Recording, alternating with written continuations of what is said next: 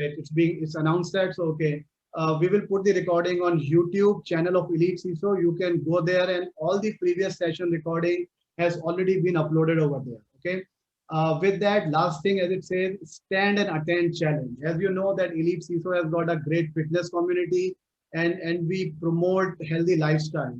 With that, I would like to challenge you all to stand and attend this session. Like I'm standing right now, I'm not sitting on my chair, I'm standing and attending this. So if you accept that challenge, type yes on the chat box. And if you take this challenge, see what benefit you are going to get, right? That's the benefit of standing and attending. So it lowers your risk of heart disease, lowers blood sugar, prevents obesity, reduce back pain, and so many other benefits are there. If you stand and attend, if you stand during your work hours and not just sit and feel grumpy all day. So go ahead, accept this challenge and say yes on the chat window. I am joining this challenge along with you. With that, over to you, Sam. Let's see what benefits apart from stand and attend we get from Archer session. Oh, perfect lead in there. Thank you very much for that, Vikas. And thank you very much, everybody, for joining in this session today. As Vikas mentioned before, and actually I just want to do a very quick check. Vikas, can you see the presentation up on screen? Yep, I can see that. And that's where I answered the $1 million question. Awesome. And you can see me moving my mouse left and right? Yeah, I can see that. Fantastic. So thank you for that handover. Great segue into the presentation and hopefully some of the takeaways that we can deliver to everybody. But let me start off. Good morning, Elite CISOs of India. Once again, wishing you a very warm welcome. Thank you for having me back. Thank you for the introduction, Vikas. I'm really excited to continue the conversation we had a while back. Now, Vikas, you thought it was 5 or 6 weeks ago. I think it was actually 5 or 6 months ago. Time travels pretty fast. I think it was around December, if I'm not mistaken. But we'll forgive you that one. All right, mate, just this one time. But it is really wonderful to be part of the group. I love the tone of the event, the energy. I'm sorry I can't stand up because otherwise you would be looking at my midsection for the whole presentation. My camera is fixed in position, so I'll have to keep that in mind for next time. But let's get started. So as Vikas mentioned, my name's Sam. I'm very proud to be the leader of the Archer Integrated Risk Management business in APJ.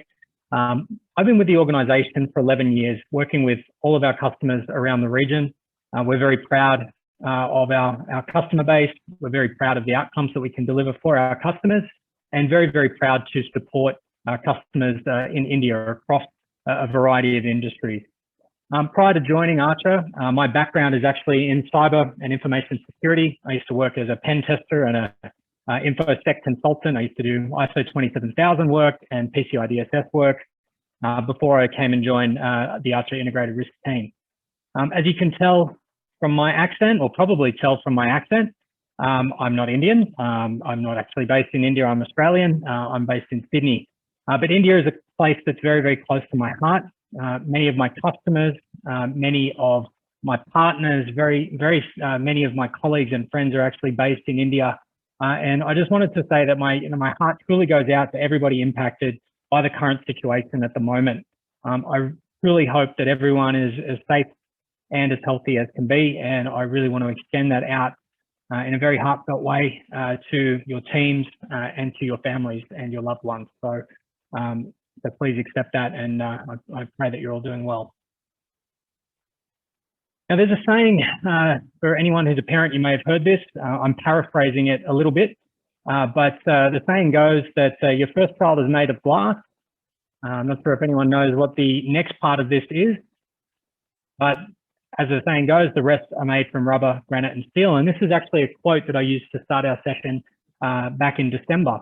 But I like this quote because for me, it really gives a perspective, not just on what it's like to have a child and that first one being very fragile and you're not being sure what to do when things go wrong, but that second one being a little more hardened, a bit more resilient, if you will. Because I think there are parallels between that quote and the business environment, the enterprises that we operate within these days.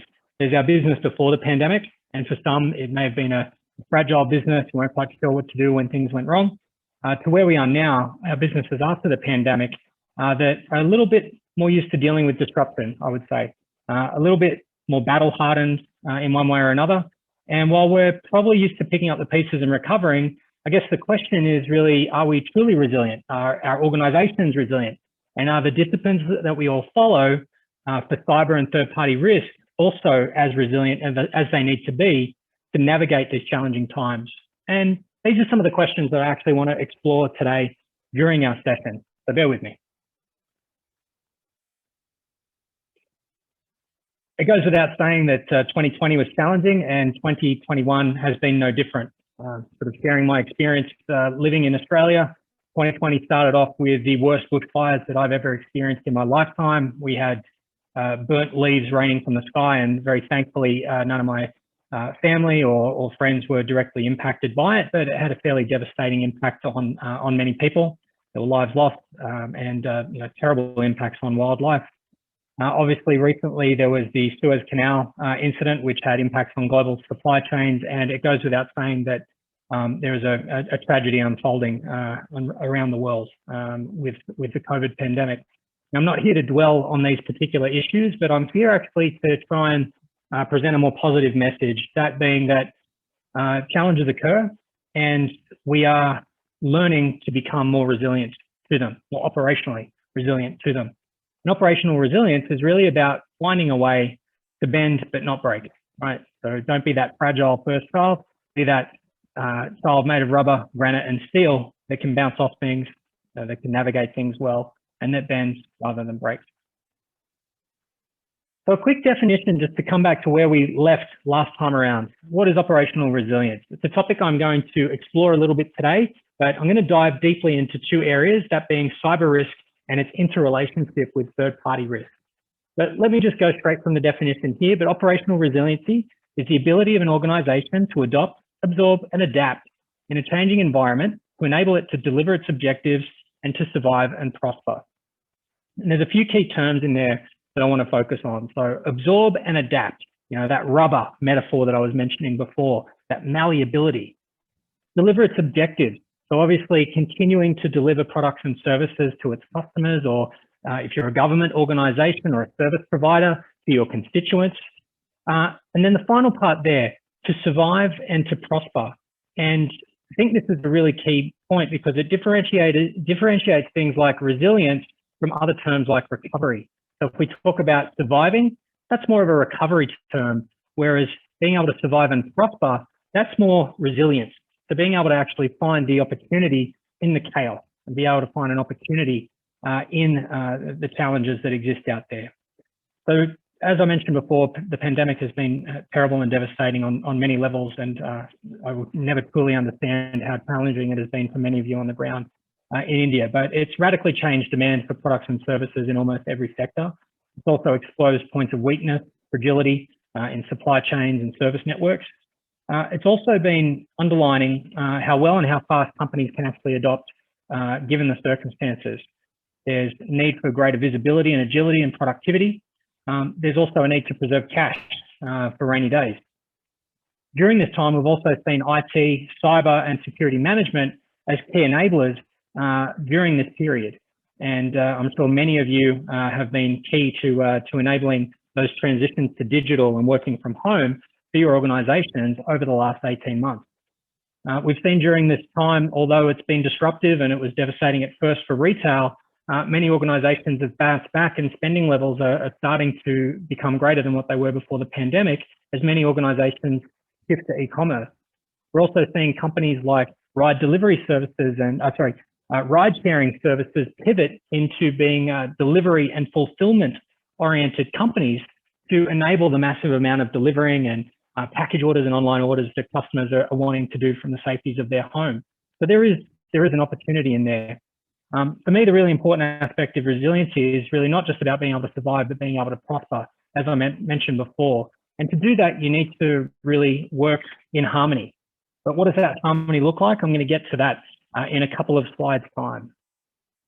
So why is it important right now? Why do we need to look at operational resilience? And more specifically, why do we need to look at cyber and third party? Well, we are now working amongst one of the longest running crisis events on record. Because of this, consumption models have inherently changed. So people are now used to working learning, playing, eating food, all based off online transactions. And that means that many organizations have had to really look at what their organization is, what comprises it, how it's delivered. For example, what role does a corporate network play if nobody comes to the office anymore? And when you've got capabilities like SaaS and cloud services to take advantage of, right? So there's a change in mindset that's happening really, really quickly. And what that means is that there's a need to actually rapidly take on and trade off risks faster than we've ever had to do before. You look at the early days of the pandemic, many organizations still working within their offices. The number one risk got up around safety and business continuity, right? They might have been sort of top 5 before, but they rapidly shot up to being number 1 and number 2. Many organizations actually downgraded their risk posture around things like cybersecurity. So they were willing to allow people to work from home, possibly without things like VPNs or two-factor authentication, just because they needed to keep the lights on and they needed to keep things moving. Now, many have caught up, but that rapid decisioning is really, really key, and that rapid trade-off as risk is really, really key. We're now seeing a lot of changing mandates. So there's rising regulation around the world around operational resilience. I know in India's case, privacy is a very hot topic at the moment, with GDPR-like regulations and legislation coming into effect soon. And I think there's also a general increase in the awareness of the impact of events like this, or any sort of major impact. I think, a byproduct of the pandemic is that people are taking climate change more seriously than they were before it, because there is this validation that these things have significant impacts if left unchecked.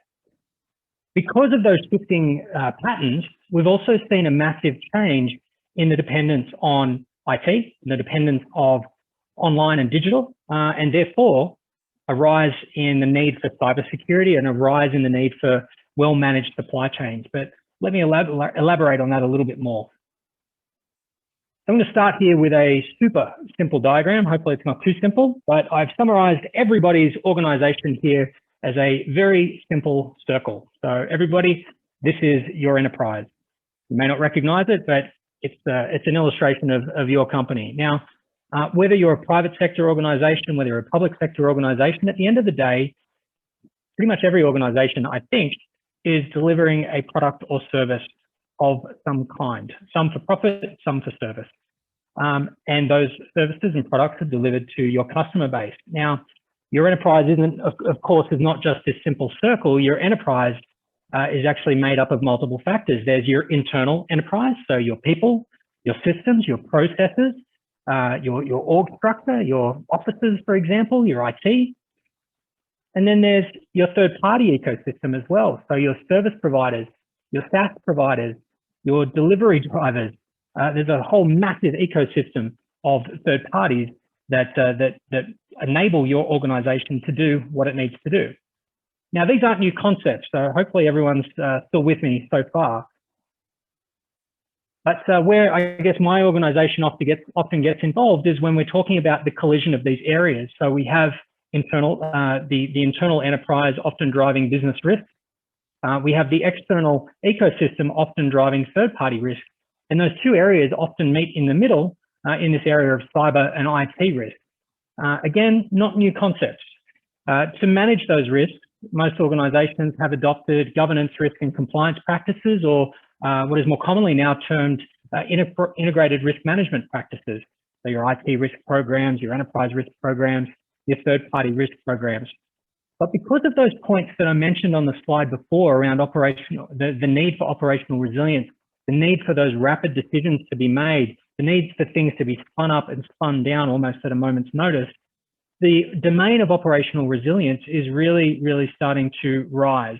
And how we manage our cyber and IT risk and how we manage our third-party risk are a really, really key element of ensuring that your organization has a good level of operational resilience and can continue to actually navigate circumstances like the one that we're in at the moment. So why does this matter? Well, I truly believe that the events that we've all been part of over the last couple of years have really reinforced a lot of long established paradigms, but also challenged some of them as well, or really amplified them, if you will. So the first one here is that sometimes black swans flock in herds. So what do I mean there? For anyone who's read ISO 31000 or has worked in an enterprise risk management program before, you probably know that term, black swan, right? They're the low likelihood, high impact or significant impact events. And usually, you know, our risk programs are pushing those to one side as being unlikely or, you know, rainy day scenarios. But what we've seen in 2020 and 2021 is, of course, that multiple of those can happen at the same time. Like I said before, with the bushfires, the Suez Canal issue, and then the, of course, the underlying COVID pandemic. As I mentioned before, IT security programs are not only enablers now, and third-party supply chains are not only enablers now of businesses fundamentally operating, they're also becoming threats, right? So your third-party supply chain, as robust and diverse as it might be, there's been many compromises that have occurred over the last 5-6 years that show that third parties are in fact one of the most exploited angles of attack for larger compromises. And in fact, the Ponemon Institute, I think this was their 2019 study, highlighted that 87% of organizations have suffered an incident in the last 3 years that was enabled through a third-party compromise of in some way. I mean, 87%. I mean, it's approaching all, right? So it's serious. And as I said, it's a risk paradigm that I think has been reinforced by the world that we're living in at the moment. So what does this lead to? This leads to the growth of this intertwined domain of third-party cyber risk. A lot of organizations run a third-party risk program and they run a separate cyber risk program, but I posit to everyone on this call that you need to be thinking about these programs hand in hand to ensure that they are giving you the risk mitigation and giving you the risk protection that you truly need to be operationally resilient. Now, why is that? Well, first of all, 59% of data breaches were caused by a third party, and that just within the space of a single year of that Ponemon Institute report.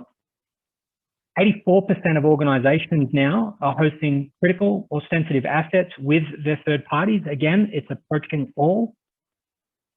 And then finally, 89% of companies are not confident they would learn if their sensitive data was lost or stolen by a third, fourth, or fifth party. Why do these issues occur? Well, it's because there's been changes in the ecosystem that we operate within, right? Our third-party supply chains, our cyber risk environments have become more complex. In fact, they're expanding exponentially with cloud adoption, all right? So that's not only a change in cyber risk posture, that's a change in third-party risk posture, and the collision of the two is third-party cyber risk. It's expanding exponentially to keep up with the demand of organizations, more things online, more things enabled for remote, more things enabled for the cloud. And of course, there's just more digital in our current modern economy. Everything from how we work, how we learn, how we play. Risk management is struggling a little bit to keep up, I think. There's a lot of unknown risks or new domains of risks that need to be managed. There's a lot of uncertainty of the potential business impact should a certain risk scenario play out, partly because of the volume, but partly because of the techniques that people are using. And also there's an incomplete view of risk as the ultimate issue that's created here. So let me really simply summarize, I guess, the scenario that I fear a lot of organizations are falling into right now. So again, I like simple, basic things. But if we think about your risk universe as a square, or actually my son would correct me, this is a rectangle. But your risk universe comprising, your products and services, your risk universe comprising your internal enterprise and your third-party ecosystem. So if this is what your risk universe looks like, then hopefully your scope of your risk management activities should be the same size and the same shape. Now, having been a risk practitioner myself in the past, I know that that is not always true. In fact, it's rarely true because people often have different levels of maturity and managing different types of risk. Some also opt to delay investment in some areas or to delay the rollout of their risk management program or their cybersecurity program in some areas because of budget or other priorities, or just by conscious decision that that's where they want to focus next. But what this leads to is a situation where you've now got this beautiful rectangle summarizing your risk management framework, but we're just going to decide, in fact, we're going to take out anything that relates to an outsourced business process, right? So we'll worry about those later. So let's take that out of scope.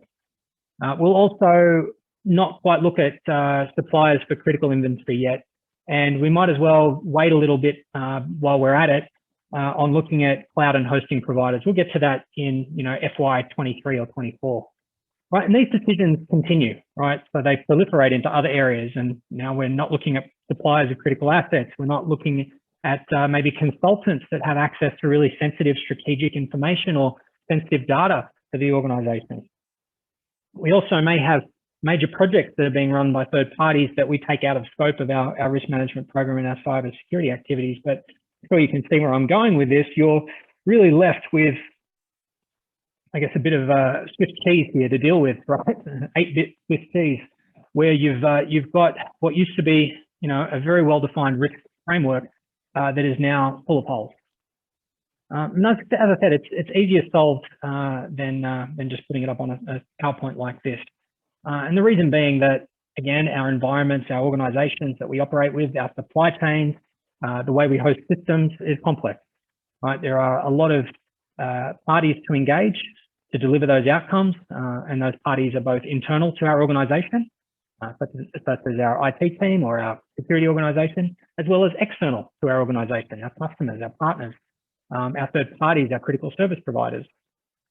Now, there was some further research done on this topic, again, by the Ponemon Institute, and it actually showed that as it currently stands, only 30, at the time of the study anyway, only 34% of organizations actually keep an active inventory of their third parties from a cybersecurity perspective, right? So 34%, so 66% that aren't looking at it. Concerning.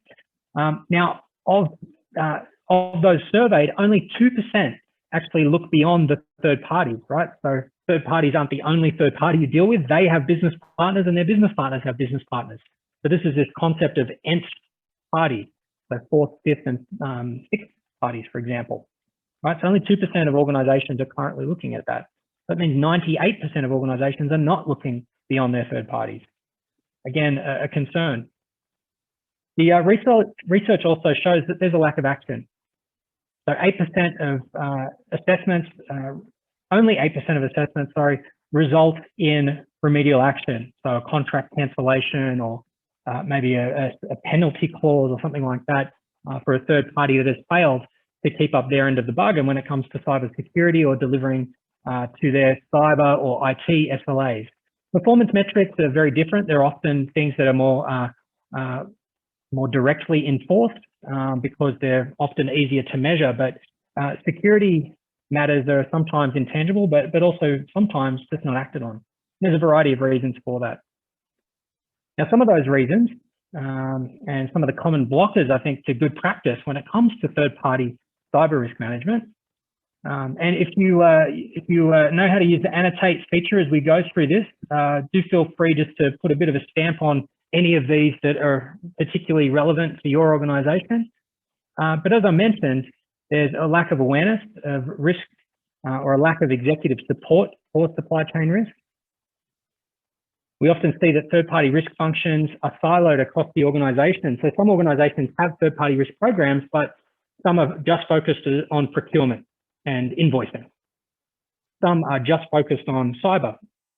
Some are just focused on the ERM program and resilience side of the program. But very few are actually collaborating, right? So silos are a real issue. We also see that organizations do not identify, assess, manage their third parties. As I mentioned before, only 34% in that study actually pay attention and keep a catalog of the third parties they deal with. We know that it's difficult to keep track of business criticality and key dependencies across third parties. We also know that monitoring system access, monitoring cyber patterns within the environment, applying good IT hygiene and applying good IT security governance is a challenge.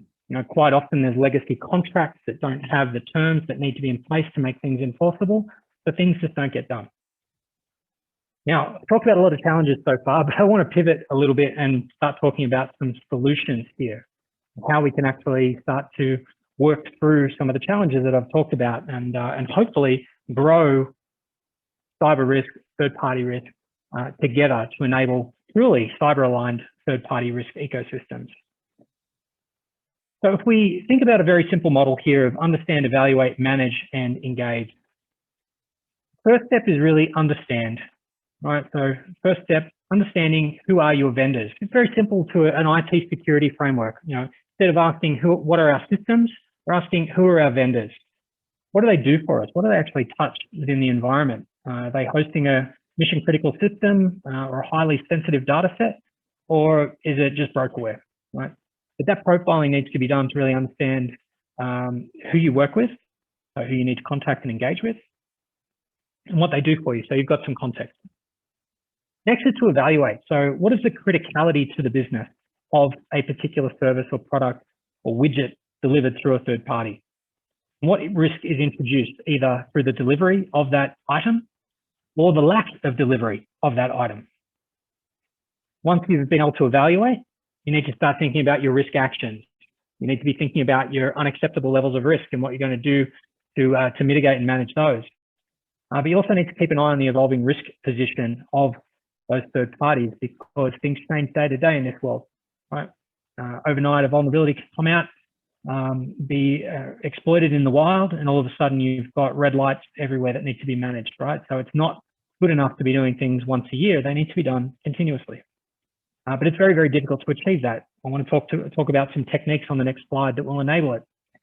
But it's not just about running these 3 steps. They all need to be underpinned by a layer of engagement and insight. And what I mean there, you need to make it easy for people to get involved in the process. You need a process that delivers insights back to you on where you need to focus. And of course, technology is a really key element in enabling that. So looking at this model of understand, evaluate, and manage, as I mentioned, these will hopefully take you towards an overall outcome of cyber-aligned third-party ecosystem, but it can seem like a bit of a mountain to climb. So I want to share a kind of step-by-step approach of things that you can leverage, things that you can do following this understand, evaluate, and manage approach. So hopefully give you the ability to kickstart your program. So let's start with the basics. There's a lot of best practices out there on what a third-party risk framework should look like, as well as what a cyber program should look like. So consider them. Maybe consider adopting a solution that has them built in by default. Understand what your regulations and laws are. Don't get hung up on the fact that they're probably going to change tomorrow, because that's always going to be the case. But follow a good set of baseline best practice security policies as a starting point at least, and then refine to ensure that they align with your local regulations and laws. Consider using a technology that includes some of these best practices, regulations and laws by default. Next is to capture your contracts. Make sure that they're considered, and especially any really key important terms that need to be included in all contracts going forward, as well as any high risk terms that might exist with any key suppliers at the moment, so you've got visibility of those. Next is third-party profiles. And what I mean here is that there's a lot of data available externally. So for example, Dun & Bradstreet has a third-party index. I know Thomson Reuters provides one as well that gives you a range of metadata about third parties. So leverage that information. It can help you make faster decisions on who to do business with and maybe who not to do business with before you even get engaged with them. And then finally, and this is really one that can be a huge boost for the cyber teams. Often cyber teams don't know who the organization are doing business with. Well, first place to start, go and have a look at your procure to pay process. Go and have a look at the vendor master data that's there in SAP or Oracle or whatever it might be, Ariba probably, and take a look at which vendors are being paid. More importantly, take a look at which vendors are being paid the most, because that's often a good way to figure out which ones are most critical to the organization, or at least one dimension of it. Next, we start moving into that evaluation layer. So here is where we really start to apply some smarts and start to make some decisions. So for all of those third-party services or relationships you discover, consider their impact to the organization. And what I mean here is both what would the impact be in of an issue in the provision of the service. So for example, are they hosting particularly sensitive data? Do they do it onshore or offshore, for example? But also, what would be the impact if that service wasn't available? You also need to not just consider the fundamentals of the relationship with the third party, but the nuances of each engagement. Often when you have a master services agreement with an organization, there could be 100 different things that you're doing with them. Not all of them need to be managed with as much scrutiny as the other, but there are going to be some that probably need a lot of scrutiny.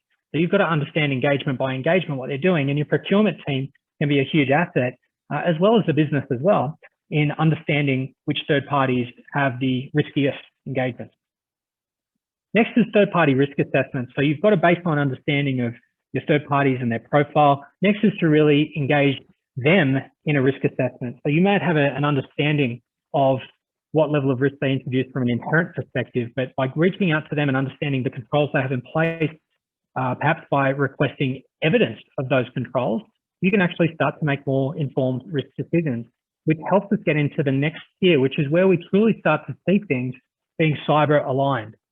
So by taking these insights from our impact assessment and our engagement and our risk assessment, we actually start to get a view of which of our third parties introduce the most versus the least third-party risk, cyber risk, I should say. By continuing this thought, we also start to get a view of where the most significant third-party issues exist. Now, this is really important because, I know from being a consultant in the past that you can invest a lot of time in identifying issues, but quite often my engagement as a consultant would end in a report being produced. It was really up to our customer to go and take the action. My question then is well, how do you actually take those actions? It's not just about identifying issues, it's about considering them and figuring out which ones deserve attention, investment, and action. It doesn't stop there though. You need to be continuously monitoring those vendors. So like I said, cyber security postures can turn on a dime. I'm sure I don't need to preach to you all about that. I'm sure you're well aware that that's true for your own organizations, but it's also true for your third parties. That new exploit can come out and all of a sudden you've lost a weekend or you've lost a month trying to deal with it. I know that's a problem firsthand. So this is really where we're starting to tip now from evaluation and understanding who our key third parties are, which ones are the most reliable from a cyber perspective, which ones perhaps introduce the most issues, and we're starting to get a view of how that picture is evolving. What that allows us to do is to create third-party action plans, but also start to affect change. And change can be both positive and negative, depending on your position. So change can be positive when you identify a third party that's doing a fantastic job, right? They manage your security well. They manage their service levels well. Maybe you're under-investing in them. Maybe they can take on more work, right? So that's a positive that can come out of this process.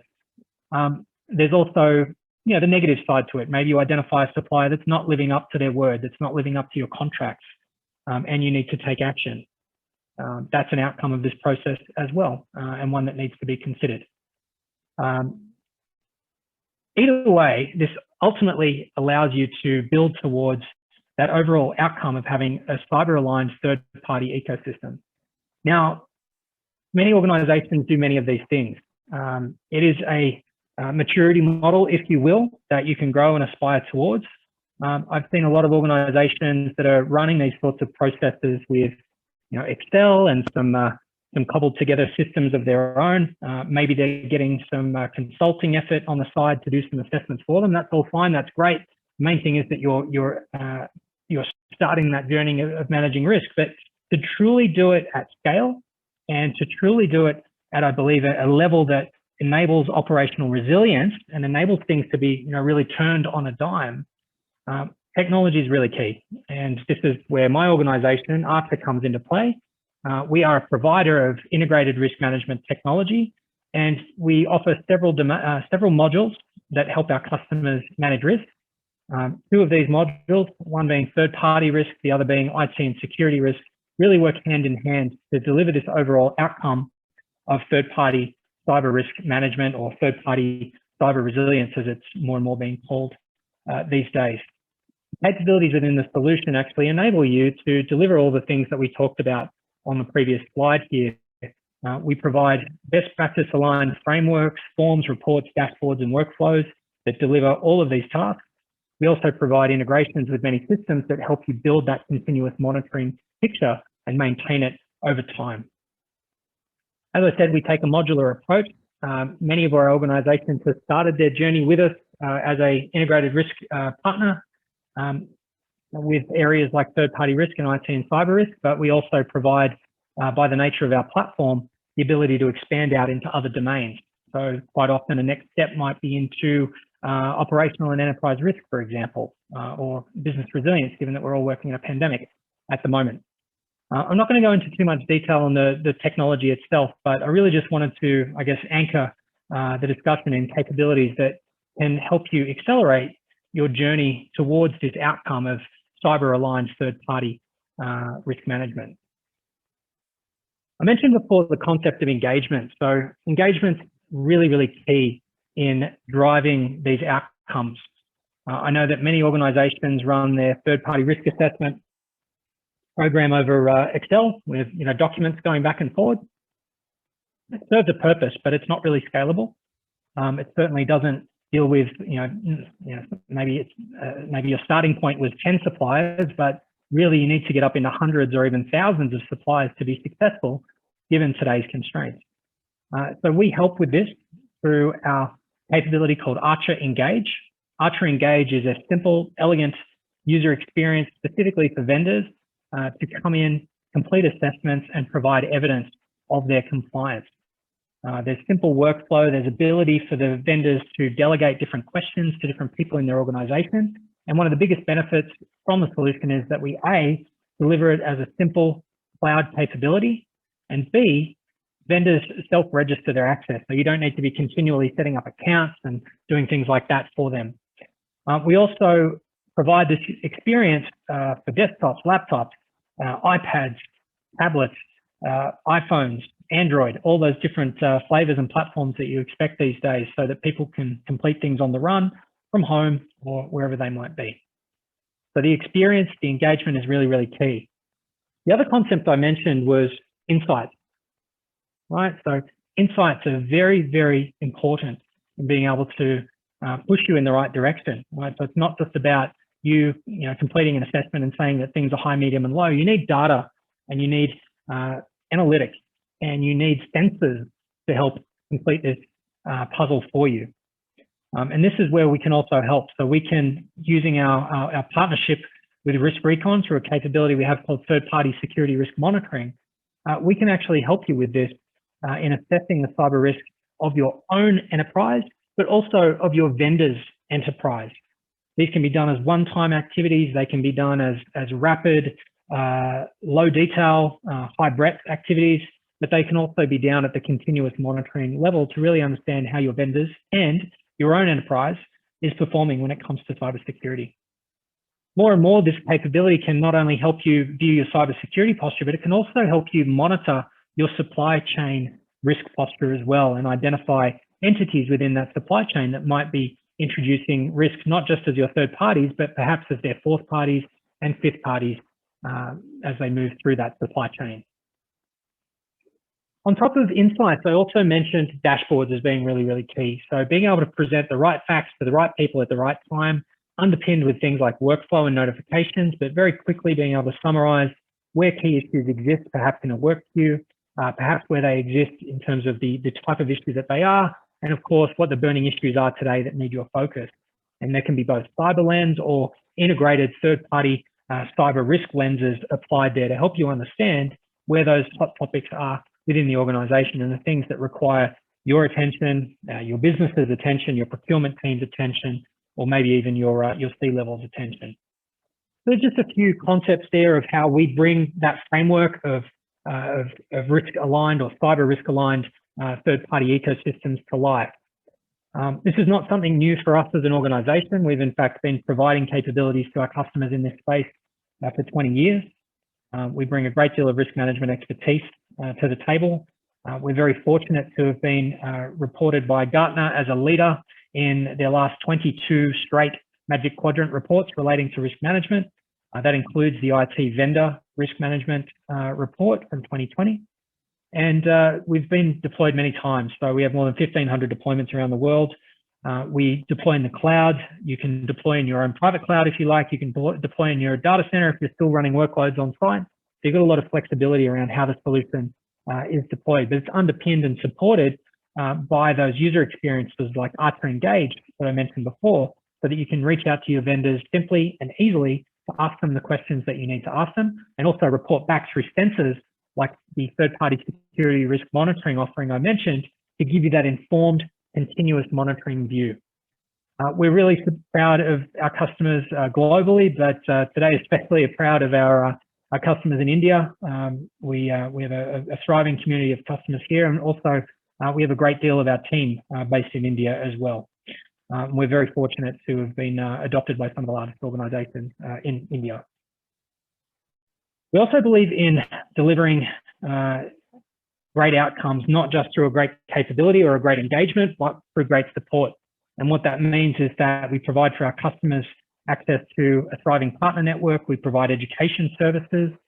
We've actually just launched a sort of Netflix-style on-demand education service that you can subscribe to get all of our training modules and keep up to date on the latest and greatest. But probably the thing we're proudest of here is our Archer community. I mentioned 1,500 deployments before. We in fact have 15,000 registered users of the Archer community, which is an online social network that we run, allows our customers to collaborate with each other. And we also support it throughout the year through roundtable events, birds of a feather conversations and conferences, many of which of course are online at the moment given the pandemic, but we love to get together face to face when it's possible. Also in this area of third-party cyber risk, data integration is key, right? There's no one solution out there that is going to solve this problem for you.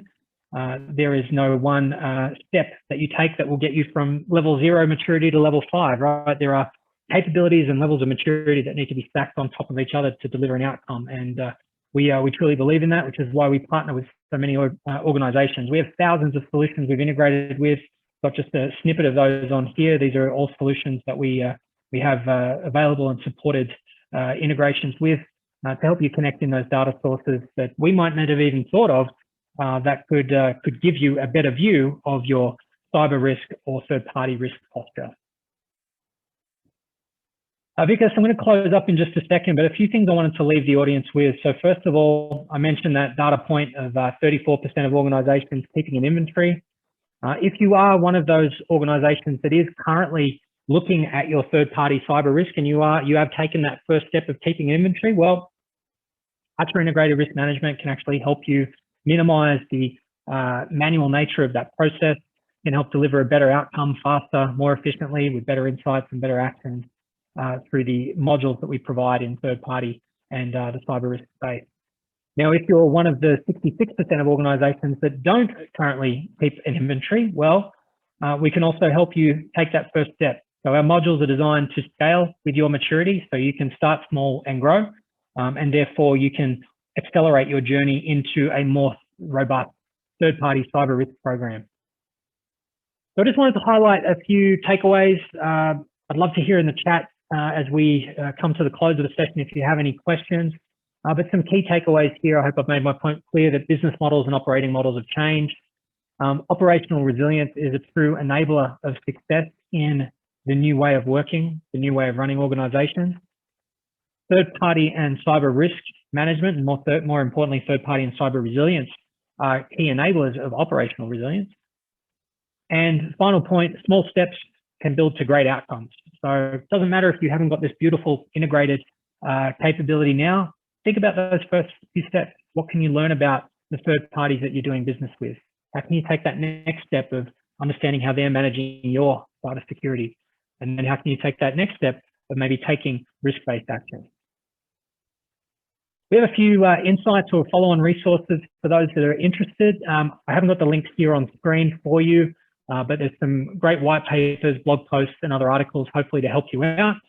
You are able to get access to these through our website, archerirm.com. And to bring us to the question time, I just wanted to leave one little positive story for everybody here today. So I mentioned at the start of the session the bushfires that were devastating in Australia last year. Many wine producers were affected by this, and many of them applied a recovery mindset of just throwing out the grapes. They realized they were tainted by smoke and they were useless.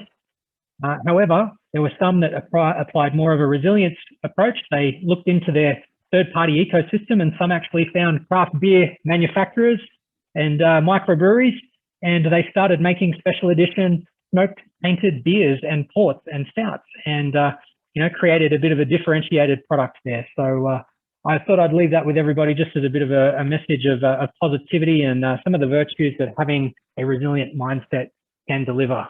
So with that, thank you all for the opportunity to share again on the Elite CISO event today. It's been a true pleasure, and I'm looking forward to some of the Q&A. Thank you, Vikas. Thanks, Sam. Excellent session. Really enjoyed that. So floor is open for Q&A, guys. Go ahead and ask whatever question you have.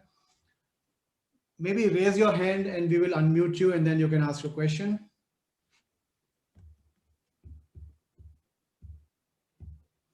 So Manish, go ahead and unmute yourself. Let me see if I can unmute, and then you can ask your question live. I have given you the permission to unmute.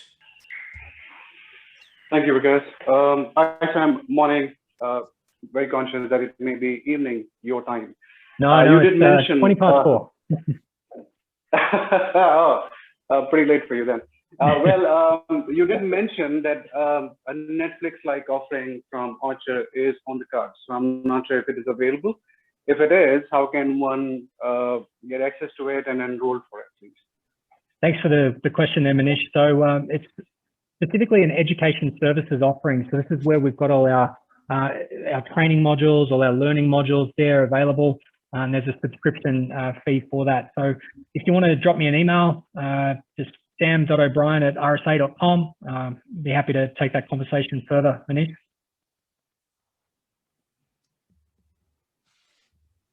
Great, sounds good. Any other question, guys? Just raise your hand and we will unmute you. If not, I have a question on slide 29, Sam. Can you throw it on the screen and then let me ask that question? Yeah, sure thing. Just give me a second. I'll just backtrack to it.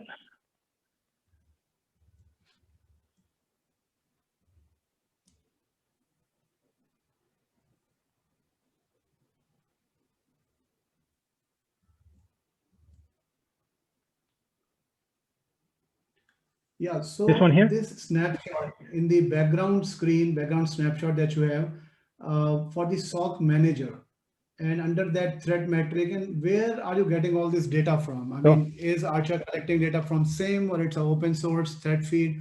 What is it? So there are a couple of routes to get this data. So in this particular case here, this is actually a screenshot taken from an integration that we have with the SIEM platform. So obviously RSA has a SIEM platform and a packet analysis platform in NetWitness. There are many others out there on the market like Splunk, some companies still using tools like ArcSight, McAfee Nitro, for example. So we have integrations with many of those where you can actually bring in some of those insights on what's occurring within the environment. What we can also do is bring in that third-party security risk monitoring capability, which has the ability not just to measure your third-party security posture, but your own security posture. So that will look at your external web-facing environment and bring some of those insights in. And there's scoring and metrics that we can bring in there to fuse into the SOC manager if they also have responsibility for cyber hygiene. Perfect. Sounds good. Thanks a lot. No problem. That's what I wanted to ask. Let me go ahead and share my screen now. Sure thing. And let me walk through a couple of things, guys. So if you want to download the participation certificate, folks, what you got to do is go to elitecisos.com, come under events, click on upcoming event, and then click on CP certificate. When you click on this will take you to another page. You will have to fill in your details, email address, full name, and the password to download certificate is vaccine, all small case, VACCINE. If you put that, you will get your certificate over your email. Now, when you go to download the certificate over here, you will see that next week, as I said, every week we do these events. So next week we have an event with CrowdStrike, and this is around MDR service of CrowdStrike. And the giveaway for this session is Apple AirPods, brand new Apple AirPods. And only first 100 people to register will be put in the raffle, right? So first 100 people will get a chance to win this. And how do you register? Simply click on register now. registration is not open as yet. So as I announced, now I'm opening it, and only 100 people, first 100 people will be put in the Alexa draw or the AirPod draw next week for this. So go ahead, register for it, and you have to be in first 100. And with that, let me come to the final section of the session, which is Wheel of Fortune, as we call it. I will spin it, and I have put all 100. Let me move these panels around. So we have 191 folks in this spin of wheel today. So out of 191, I think we had about 164 people I can see right now have joined. So that's a pretty significant size. I'm going to spin it. If your name comes, come to the camera, show your Aadhaar card or your driving license, prove that you are there, and then we will ship the Amazon Alexa to you. Okay, good luck, guys. I'm going to ship it now. And the lucky winner is Fal Khancha. Oh boy. Fal, congratulations. Come on camera. You must come on camera.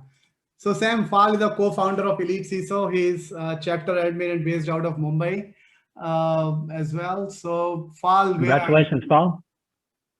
Come on camera, Fal. If you don't come, I'll have to spin it again. Doesn't look like he's may not be in the session.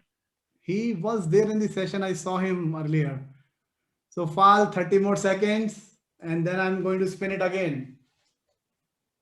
Okay, he's not there. I think he left in between. So I'm spinning it again. Hard luck, Fal. Last time was a barbecue, right? Yeah. Last time I was on, I think.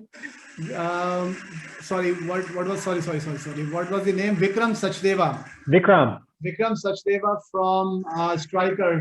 Vikram is there. Perfect. Congrats, Vikram. Great. So Vikram is from Striker Global Technology. He's a member of Elite CISO Delhi chapter. So Vikram, send me your address. We will ship the Amazon Alexa to you. With that, thank you everyone for joining in. Thanks, Sam, for staying late and delivering this phenomenal session. Thanks, everyone. All good. Bye for now. Thanks for the opportunity, guys. Take care. Stay safe. And Hopefully see you next time. Great. I see 41 registrations right now for CrowdStrike session. So you still have time, guys. Go ahead and register. Bye.